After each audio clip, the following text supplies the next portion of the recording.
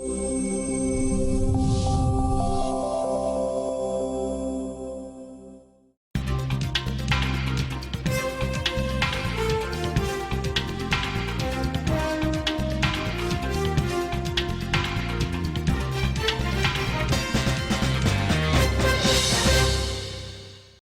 sempre bom encontrar você, telespectador, telespectadora, aqui na TV Unifev. Todas as semanas, programa Empreender Tecnologia, levando-nos a uma viagem até as fronteiras do conhecimento, onde nós vamos conhecer sobre vários assuntos que, sem dúvida nenhuma, é importantíssimo para o nosso desenvolvimento humano.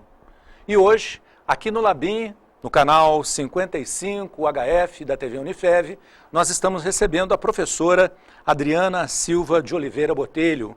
A Adriana vem falar sobre estresse no trabalho e a saúde do trabalhador. Então, igualmente um programa de grande importância para você, principalmente porque diz respeito ao seu ofício, ao seu trabalho. A Adriana, é graduada em psicologia, fez licenciatura e formação de psicóloga pela Universidade Católica Dom Bosco, a UCDB, é especialista em didática e metodologia do ensino superior, fez mestrado em psicologia também pela UCDB e atualmente é docente da Unifev, coordena o curso de pós-graduação Lato Sensu em Psicologia Organizacional e do Trabalho e também é consultora. Nos brinda mais uma vez com a sua presença. Obrigado por estar aqui conosco. Obrigada pelo convite. A Adriana já está começando a ganhar aí um estrelato. Cadeira cativa. É, cadeira cativa. Mas é sempre muito legal conversar com você, principalmente porque são assuntos assim, de interesse da nossa população. Adriana, vamos começar, já que a gente vai falar de estresse, vamos definir isso. Porque às vezes a pessoa fala, estou estressada, nem direito sabe bem o que é. Uhum. E como você tem uma definição científica, eu acho importante que a gente possa compreender sobre essa ótica. Uhum. Então, o estresse, na verdade, ele é uma síndrome de desadaptação. Então, eu tenho uma dificuldade de atender às demandas que eu tenho. Então, uma relação entre o indivíduo, o ambiente, né? E as demandas que ele está submetido e que é avaliado por ele como aquém a sua capacidade de dar conta disso. E aí ele diz, então eu estou estressado, porque eu vou fazer uma comparação que é bem legal. Imagine que você quando está saudável é um elástico novo. Quando você pega um elástico novo e puxa e solta, ele volta ao estado normal dele, não volta? Sim. Então ele tensiona e ele relaxa e ele volta a ser como era. À medida em que você vai usando esse elástico numa roupa, qualquer coisa, né, instrumento que você usa e tal, quando você puxa o elástico, depois quando você solta, ele fica meio assim, né? Ele não volta. Laceando, laceou, exatamente. Esgarçando. Então quem está estressado está meio que laceado. Ele já não tem mais a mesma resistência que ele tinha para lidar com as demandas que está sendo posta a ele. E ele começa a desenvolver uma série de sintomas. E aí, que sintomas são? E por que esses sintomas, por exemplo? Então, por que a gente tem dores no estômago? Porque quando eu estou em estado de alerta, né, toda vez que eu tenho uma demanda de fuga ou de enfrentamento, o meu organismo se prepara. Ou ele fica em alerta, ou ele quer correr, ou ele vai enfrentar. E aí, o que acontece? Então, alguns hormônios são colocados na corrente sanguínea e promovem algumas mudanças. No estômago, aí os ácidos vão ser jogados no estômago para preparar a comida para ser transformada pelo organismo em energia, para que eu possa utilizar para fazer o que essa demanda está me exigindo. Eu tensiono o meu corpo, né, os meus músculos, para ficar retesado para fazer, ou correr, ou fugir, o que eu vou fazer, né? Então o corpo entende, quando eu estou com uma demanda desse jeito, né, ele vai se movimentar para fazer esse enfrentamento. Então, e aí esse estado de alerta que eu coloco o meu corpo em estado de alerta por muito, muito tempo, como se eu tivesse ligado o motor do carro e deixado ele ligar, ele vai desgastando as peças, o motor do carro vai desgastando. O meu organismo é a mesma coisa. Então, eu começo a ter problemas no estômago, eu começo a ter problemas na musculatura, esquelético, eu começo a ter queda de cabelo, na pele, né? Então, no coração, porque bombeia muito, tem que bombear muito, porque você está sempre tenso, você está sempre, né? Então, a sua pressão começa a subir. E aí você sobe tanto que você não consegue mais voltar àquele estado de normal de relaxamento que é o que a gente deveria viver. Então você entra em estado, quando você está normal, a sua saúde está bem, você entra em estado de alerta, aí você faz o que tem que fazer. Então eu venho aqui, dou a entrevista e daqui a pouco eu volto para o meu estado de relaxamento. Quem está em estresse, dependendo da fase também, a gente vai falar um pouco sobre isso, ele coloca o corpo dele em funcionamento, em alerta, e ele não consegue mais voltar para o estado de relaxamento.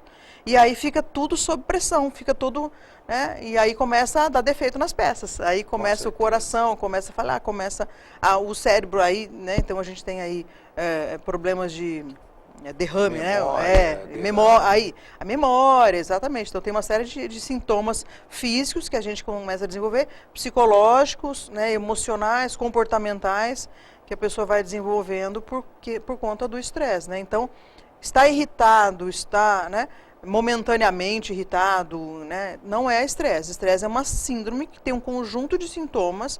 Quanto maior o número de sintomas, maior é a gravidade do estresse, as fases vão se complicando e aí vai desenvolvendo um conjunto de doenças. Então, o estresse ele é um background, ele é um pano de fundo, né, como se fosse uma condição, sei lá, né, para que essas doenças acabam acontecendo. Então, quando tem essas situações de estresse, as doenças são desenvolvidas a partir dessas situações que vão deixando a gente nesse estado. Puxa, muito esclarecedor.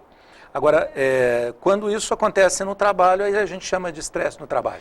Isso. E aí, então o estresse é as demandas, a relação do indivíduo com as demandas, com as situações de trabalho, né, a que ele está submetido. No caso do estresse do trabalho, as demandas, são esse conjunto de demandas do trabalho. Então, as demandas que ele está sendo submetido e que ele está avaliando como aquém da sua capacidade de lidar com eles. Porque se eu tenho uma demanda e eu lido bem com ela, eu não vou estressar. Né? Claro. Em geral, o estresse ele acontece porque as demandas a que as pessoas estão submetidas estão muito além daquela possibilidade dele lidar com elas. Bom, a gente já falou um pouquinho sobre as consequências do estresse. Né? Eu não sei se a gente fala especificamente sobre as consequências no trabalho. No trabalho, acho que é legal. Porque assim, para o indivíduo, então, né, as consequências para o indivíduo, ele vai afetar a saúde dele. Né? Então, Sim. Vai afetar o relacionamento dele com as pessoas, vai afetar a sua saúde. Então, ele vai faltar mais, ele vai atrasar, ele vai ficar irritado, o desempenho dele vai baixar, vai piorar, a produtividade dele vai abaixar. Então, uma série de problemas. Ele vai se afastar por doença, né, do trabalho. Isso vai gerar consequências, né, para a família, então, consequências individuais. Para os grupos, então, os conflitos, o chefe vai começar a cobrar mais, porque ele está mais lento, porque ele está esquecido, porque ele está irritado, porque ele está brigão, porque ele reclama de tudo, e etc. Então, começa a ter conflitos. Mais gasolina na fogueira. Exatamente. Para a organização, a perda é enorme, porque ela vai perder com a produtividade, ela vai ter que colocar um substituto no lugar daquele que faltou para ir ao médico, ou que foi afastado, né, por doença no trabalho. Ele vai ter aquele que está trabalhando menos, né, e vai gerar um problema, vai ter que contratar mais gente, às vezes, para trabalhar na mesma equipe. Ele nem saiu, ele está ali.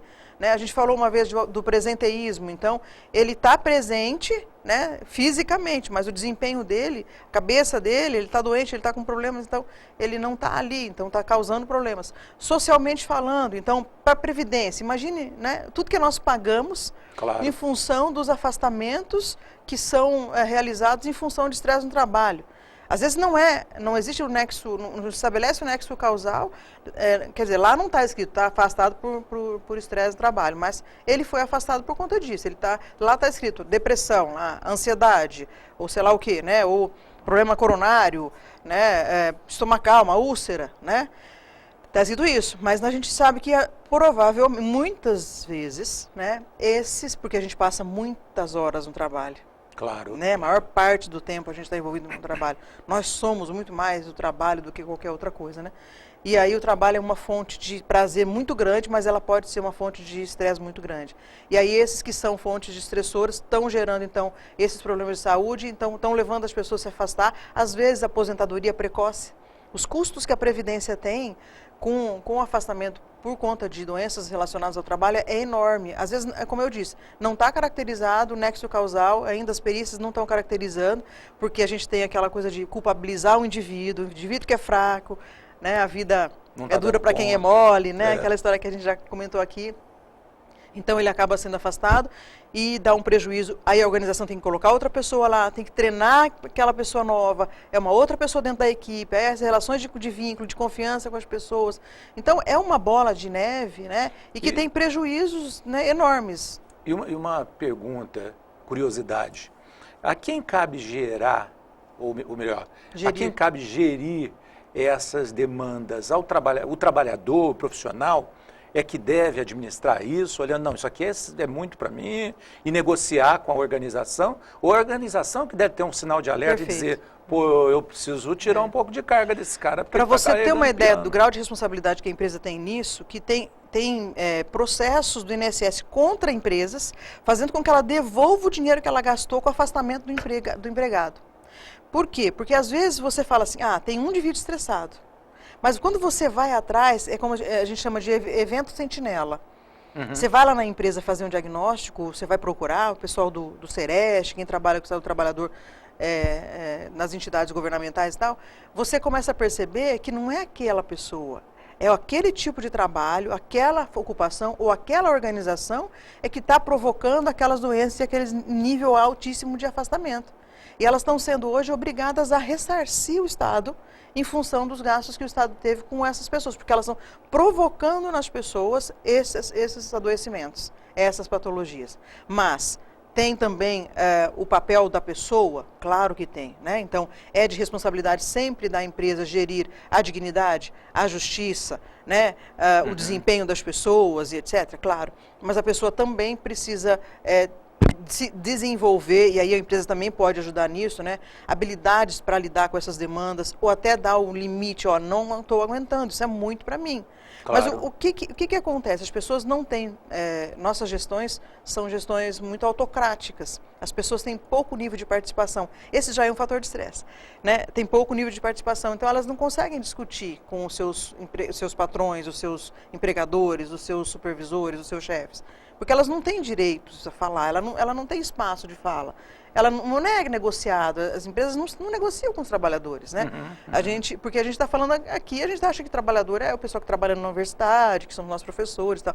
Nós estamos falando de uma massa de gente que tem baixa escolaridade, né, que acha que a autocracia é ser maltratado e ser ferido na sua dignidade, nos seus direitos, é normal. Faz parte da cultura da organização. Num país onde, na pátria educadora, onde ainda prevalece o manda quem pode, obedece quem tem juízo. Então, é muito difícil deixar por conta do trabalhador essa responsabilidade, porque muitas vezes ele não tem competência suficiente, emocional, cognitiva, às vezes, né, para fazer esse tipo de negociação.